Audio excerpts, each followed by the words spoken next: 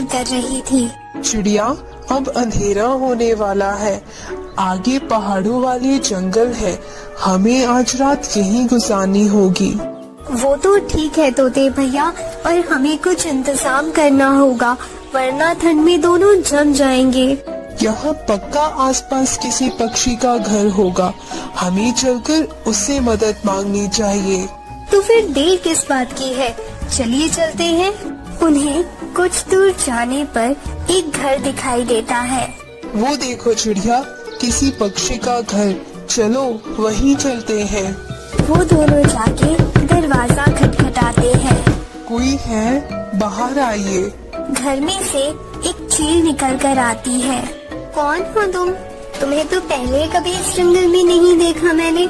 हम मुसाफिर पक्षी हैं। हमारे जंगल में अचानक से बाढ़ आ गई तो हमें अपना जंगल छोड़ के आना पड़ा। हम आज रात रुकने के लिए ठिकाना ढूंढ रहे हैं। क्या हम आपके घर में रह सकते हैं? मैं बहुत बूढ़ी हो चुकी हूँ और इसी वजह से काफी समय से मैंने अपने घर की मरम्मत भी नहीं की है। मैं नहीं चाहती तुम दोनों के वजन से मेरा घर टूट जाए। ऐसा नहीं होगा, हम दोनों तो बहुत छोटे पक्षी हैं, हमारा वजन उतना नहीं है। पर मेरा वजन तो ज्यादा है ना, और मेरा घर सिर्फ उतना ही बचा है कि मेरा वजन उठा पाए। तुम जा सकते हो यहाँ से। ये कहकर चील अपने घर का दरवाजा बंद कर लेती है। अब क्या करें तोते भैया? कोई और ठिकाना ढूंढना पड़ेगा चिड़िया, चलो चलते हैं। वो दोनों वहाँ से थोड़ा आगे और जाते हैं तो उन्हें एक और घर दिखाई देता है। वो एक कौवा और कौवी का घर था। तोता जाके दरवाजा खटखटाता है। भला इस वक्त कौन आ गया है? तुम यहीं रुको, मैं जाके देखती हूँ कौन आया है। कमी जाके दरवाजा खोलती है। हाँ भाई, कौन है आप? क्या काम है? कौवी, हम मुसाफिर पक्षी हैं, नए घर की तलाश में जा रहे हैं। आज रात रुकने के लिए ठिकाना चाहिए था, क्या हम आपके घर में रुक सकते हैं? तुम्हें अपने घर में रोककर भला मुझे क्या फायदा होगा? फिलहाल तो हम ऐसा कुछ नहीं कर सकते आपके लिए, पर हम भी कोई गरीब पक्षी नहीं है, बस वक्त के मारे हैं। तो भला मैं क्या करूं? जाओ तुम यहाँ से। ये कह के कमली अपने घर के अंदर चली जाती है। अब हम क्या करें तोते भैया? इस जंगल का तो कोई भी पक्षी मदद करने को तैयार ही नहीं है। जब सीधे पंख से घी ना निकले चिड़िया, तो पंख टेढ़ा करना पड़ता है। मैं कुछ समझी नहीं तोते भैया, क्या कहना चाहते हैं आप? मैं ये कहना चाहता हूँ चिड़िया कि हमने सामने से और अच्छे से मदद मांगकर देख ली, पर ये स्वार्थी पक्षी है और मेरे पास एक आइडिया है। अब तोता पास में से एक पत्थर उठा के लाता है और उसे साफ कर लेता है। भला इस पत्थर का हम क्या करेंगे? तुम बस देखते जाओ मैं क्या करता हूँ, तुम मेरा साथ देती रहना। तोता फिर से जाके कमली का दरवाजा खटखटाता है। कमली बाहर आती है। तुम फिर से आ गए। कह दिया ना एक बार तुम्हें कि हम अपने घर में नहीं रख सकती। तुम्हें बात समझ नहीं आती क्या? हमारे पास आपको वैसे देने के लिए तो कुछ नहीं है, पर आपको स्वादिष्ट भोजन जरूर खिला सकते हैं। खाने का सुन के कमली ललचा जाती है। अच्छा, वो कैसे? मेरी दादी ने मुझे ये जादुई पत्थर दिया था, इससे जो मांगो वो मिल जाता है खाने को। क्या तुम सच कह रहे हो? ये जादुई पत्थर है? हाँ हाँ, हमने तो कई बार इसका बना स्वादिष्ट भोजन खाया है। ऐसा करो, तुम दोनों अंदर चलो, वही बना के खाएंगे। कमली उन्हें लेके अंदर जाती है। कमली, ये कौन है? तुम इन्हें अंदर क्यों ले आई? कालू, इनके पास जादुई पत्थर है, उससे खाने को जो मांगो मिल जाता है। हम भी खाएंगे स्वादिष्ट खाना। अरे वाह, ये तो कमाल का पत्थर है। हाँ, तुम हमें एक पतीला दे दो। हाँ हाँ, अभी देती हूँ।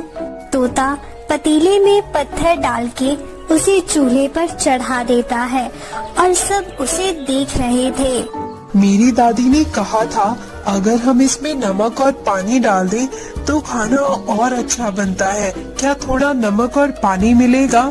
इसमें कौन सी बड़ी बात है, हमारे घर में पानी भी है और नमक भी, अभी लाती हूँ। कमली लाके नमक और पानी दे देती है। तोते भैया, आपको याद है आखिरी बार जब हमने इसमें दाल और मिर्च डाली थी तो खाने का क्या स्वाद आया था। हाँ, बहुत अच्छे से याद है। हम सब तो चोंच ही चाटते रह गए थे, पर मन नहीं भरा था। कमली, हमारे पास भी तो चने की दाल और मिर्च है, लाके दो ना तुम इन्हें। हाँ हाँ कालू, अभी लाके देती हूँ। बहुत अच्छे। अब देखना तुम क्या खाना बनाएगा ये जादुई पत्थर। मेरे मुंह में तो देखकर ही पानी आ रहा है और इंतजार नहीं हो रहा। कमली, आज ये खा लेते हैं। जो मैं मछली लाया था कल, उसे दाल में डाल देंगे और देखेंगे पत्थर क्या बना के देगा। क्या बात है मछली, चिड़िया, तुम्हें याद आया इससे कुछ? हाँ हाँ, वो दिन कैसे भूल सकती हूँ मैं, जिस दिन हमने छोटी छोटी मछली खाई थी। इसी में डाल के पेट भर गया था, पर दिल नहीं। कालू और कमली का खुद पर कंट्रोल नहीं था। कमली, जाके मछलियाँ लेके आओ, आज तो दावत होगी बहुत दिनों बाद। हाँ हाँ, अभी लेके आई। कमली लाके मछलियाँ तोते को दे देती है। अब देखना तुम कमाल, मैं बस इसे थोड़ा चला दूं। थोड़ी ही देर में दाल बिरयानी तैयार हो जाती है और उसमें से बहुत अच्छी खुशबू आ रही थी। ये तैयार हो चुकी है। तोते, इसमें से जादुई पत्थर निकाल लो, उसने अपना कमाल दिखा दिया है। कमली तो खाने को इतनी बेचैन थी कि पहले से ही प्लेट लगा के बैठ गई थी। जल्दी दो तोते, मैं भी तो जादुई पत्थर का बना खाना खा के देखूं, इंतजार नहीं हो रहा। हाँ हाँ, ये लो। वो सब पेट भर के खाना खाते हैं और सो जाते हैं। अपनी चतुराई से तोते और चिड़िया ने अपने खाने का इंतजाम भी कर लिया था और रात भी सुरक्षित गुजार ली। अगले दिन सुबह, हमें अपने घर में रखने के लिए धन्यवाद कौवा और कौवी। हाँ, तुम दोनों नहीं होते तो हम कहाँ जाते।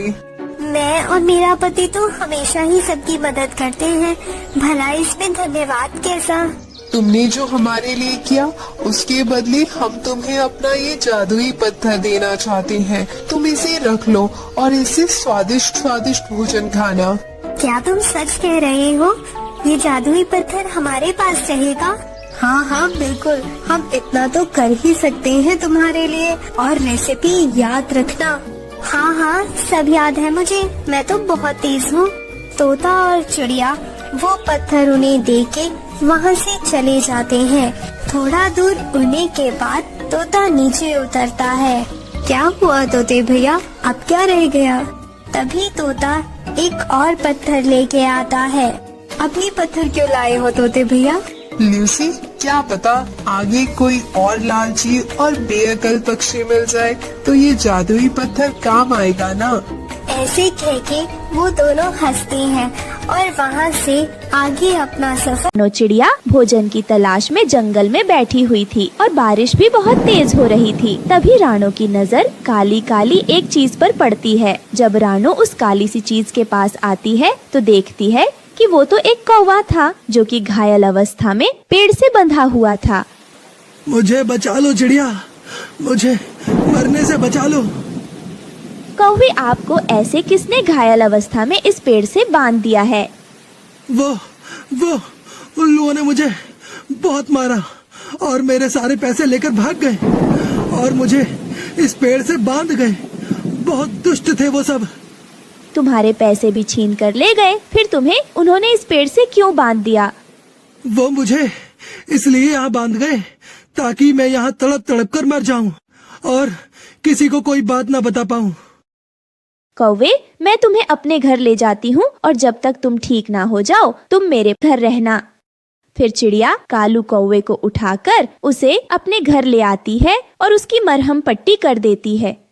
मुझे लगता है कि आपके पंख की हड्डी टूट गई है। मैं आपके लिए भोजन भी ले आती हूँ और डॉक्टर तोताराम को भी बुला लाती हूँ, वो आपकी हड्डी भी जोड़ देंगे। चिड़िया, आप कितनी अच्छी हो। अगर आप मुझे उस पेड़ से छुड़ा कर न लाती तो अब तक तो जालिम चीले मुझे खा गए होते। तुम चिंता ना करो, जब तक तुम ठीक नहीं होते मैं तुम्हें अपने घर से नहीं जाने दूंगी। चिड़िया, आपके इन अंडों से बच्चे कब तक निकलेंगे? अभी कुछ दिन बाकी है मेरे अंडों से बच्चे बाहर आने में। फिर चिड़िया वहाँ से चली जाती है। वो पहले कौवे के लिए भोजन की खोज करती है और फिर तोताराम को भी अपने साथ ले आती है। इनकी हड्डी जोड़ दी है, लेकिन अभी कुछ दिनों तक ये उड़ नहीं सकते। जब तक तुम्हारी हड्डी ठीक न हो जाती तुम उड़ने की बिल्कुल भी कोशिश न करना और आराम करना। फिर तोताराम वहाँ से चला जाता है। भैया, आपका नाम क्या है? मेरा नाम मेरी माँ ने कालू रखा था। मेरी माँ मुझे बहुत प्यार करती थी। चुप कर जाए कालू भैया, आप चुप कर जाए और ये लो, ये भोजन खा लो। आप जब तक चाहे तब तक मेरे घर में रह सकते हो। फिर चिड़िया अपने घोंसले में और कौवा अपने घोंसले में सो जाता है और दूसरे दिन भूरा राणो चिड़िया को लेने आता है। चिड़िया बहन, चलें आज भोजन लेने, थोड़ा दूर जाना है। और ये कौवा कौन है? ये बेचारा बेबस कौवा है। किसी ने इसे मार मार कर पेड़ से बांध दिया था। जब मैंने इसे देखा तो मैं इसे अपने घर ले आई। मैं बहुत मुसीबत का मारा हूँ। तुमने किसी का अंडा खा लिया होगा या फिर किसी पर जुल्म किया होगा। तुम कौवे होते ही ऐसे हो, तभी तुम्हें किसी ने सजा दी होगी। नहीं नहीं भैया, इसके पास पैसे थे। उन पक्षियों ने इसके सारे पैसे छीन लिए और इसे मार मार कर पेड़ से बांध दिया। ठीक है, चलो, जो भी हो आप चलो भोजन लेने। फिर चिड़िया और भूरा भोजन की खोज में चले जाते हैं। बहुत तेज है ये चिड़ा। इतना बड़ा इसका सर नहीं है जितना बड़ा इसका दिमाग है। बहुत समझदार समझता है अपने आप को। राणो और भूरा सारा दिन फिरते हैं। बारिश भी धीमी धीमी हो रही थी, लेकिन उन्हें कहीं पर भी भोजन नहीं मिल रहा था। चिड़िया बहन, आप मेरी मानो तो उस राह चलते कौवे को यहाँ से भगा दो। कहीं ऐसा ना हो कि वो ठीक होकर तुम्हें कोई नुकसान पहुँचा दे। और मुझे तो तुम्हारे अंडे की भी चिंता हो रही है। भैया, वो कौवा अपनी जगह से हिल भी नहीं सकता क्योंकि उसके पंख की हड्डी टूटी हुई है। तो वो मेरे अंडे को क्या खाएगा? इसलिए किसी दूसरे के बारे में ऐसे गलत शब्द सोचना अच्छी बात नहीं। हाँ, वो तो है। हो सकता है कि ये मेरा वहम हो और सच में ही वो कौवा मुसीबत का मारा हो। नहीं कालू, नहीं। अगर मैंने अभी इस चिड़िया के अंडे को खाया तो मैं पकड़ा जाऊंगा। पहले मेरे पंख अच्छे से ठीक हो जाएं, फिर मैं इन अंडों को खाऊंगा। तब तक मुझे अपने आप पर काबू रखना होगा। घायल कौवा अपने घोंसले में लेटा चिड़िया के अंडों को घूरे जा रहा था और वो ये सब सोच रहा था। ऐसे ही कुछ दिन बीतते हैं। राणो चिड़िया बेचारी उस कौवे की हर तरह से मदद करती, उसे दवा पिलाती और उसकी मरहम पट्टी करती। कौवे भैया, आज भोजन थोड़ा ही मिला है, बस एक ही आम है, आप ही खा लो। मगर चिड़िया, आप क्या खाओगी? कालू, आप मेरी चिंता ना करें, मैं कल कुछ ढूंढकर खा लूंगी। फिर कालू आम खाने लगता है। अब कालू कौवा थोड़ा सा ठीक हो गया था। जब चिड़िया भोजन लेने के लिए गई हुई थी तो कालू कौवा चिड़िया के घर में थोड़ा उड़ता है। अब मैं ठीक हो गया हूँ, अब मैं उड़ भी सकता हूँ, अब मैं ठीक हो गया हूँ। ये कहकर कालू कौवा खुशी खुशी में उछलने लगता है और उछलते उछलते उसकी नजर फिर से चिड़िया के दोनों अंडों पर पड़ती है और वो अपनी पुरानी आदत से मजबूर था, उससे तो रहा ही नहीं जाता। वो एक चिड़िया का अंडा तोड़कर खा लेता है। अंडा खाने के बाद उसे ख्याल आता है कि वो चिड़िया को क्या जवाब देगा। मैं अब चिड़िया से क्या झूठ बोलूँगा। फिर उसी दिन भूरा और चिड़िया उड़ते उड़ते दूसरे जंगल में पहुंच जाते हैं, जहां उन्हें एक कौवी रोती हुई दिखाई देती है। तब राणो उसके पास आकर उससे पूछती है, क्या हुआ, आप ऐसे क्यों रो रही हो? चिड़िया, मेरे 3 अंडे थे, लेकिन मेरे पति ने मेरे तीनों अंडे तोड़कर खा लिए। मैं अपने अंडों को याद करके रो रही हूँ। क्या भला कोई पक्षी अपने ही अंडों को तोड़कर कैसे खा सकता हो? कालू से मेरी दूसरी शादी हुई थी, लेकिन शादी के दूसरे ही दिन कालू ने मेरे तीनों अंडे खा लिए। कालू का नाम सुनकर तो चिड़िया की जान ही निकल जाती है। क्या उसका नाम कालू है? वो तो मुझे एक पेड़ से घायल अवस्था में बंधा हुआ मिला था और वो तो मेरे घर पर है। चिड़िया, उसे मेरे भाइयों ने मार मार कर घायल करके उस पेड़ से बांध दिया था और वो इस लायक नहीं कि कोई उस पर नेकी करे। वो बहुत बुरा है। चिड़िया, जल्दी घर चलो, जल्दी चलो। फिर चिड़िया और भूरा जल्दी से घर आते हैं। जब चिड़िया घर आकर अपना एक अंडा टूटा हुआ देखती है तो वो रोने लग जाती है।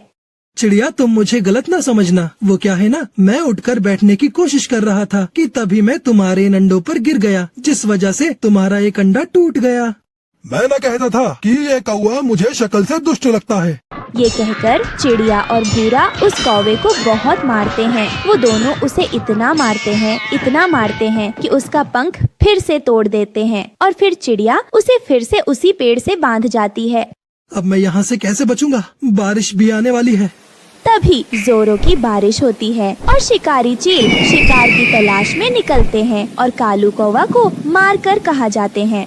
तो दोस्तों, ये थी आज की कहानी और इस कहानी से हमें सीख मिलती है कि कभी किसी के साथ बुरा नहीं करना चाहिए।